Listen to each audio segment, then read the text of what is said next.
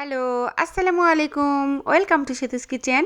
চলেন কিভাবে cake delivery করি তার প্রসেসটা একটু দেখাই। তো ফার্স্টে আমি বক্সের মধ্যে একটু কস্টেপ লাগিয়ে নিই। এতে করে কিন্তু কেক বোর্ডটা সুন্দরভাবে সেট হয়ে থাকে, নড়াচড়া করে না। তো এই যে মিষ্টি সুন্দর কেকটা আজকে ডেলিভারি করব, এটা কিন্তু অনেক বড় একটা কেক ছিল, কারণ আমার বক্সটাই ছিল প্রায় 16 ইঞ্চির মতো।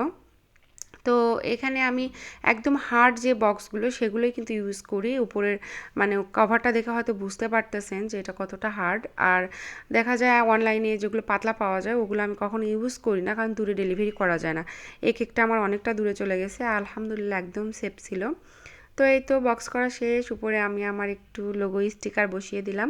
আর আমরা যে নাইফগুলো ইউজ করি সেগুলো কিন্তু একদম ভালোটাই দেই, কারণ নর্মাল নাইফ দিয়ে দেখা যায় কেক না কাটতেই অনেক সময় ভেঙে যায়, ওই জন্য কখনো ক্লায়েন্টকে ওগুলো দেই না।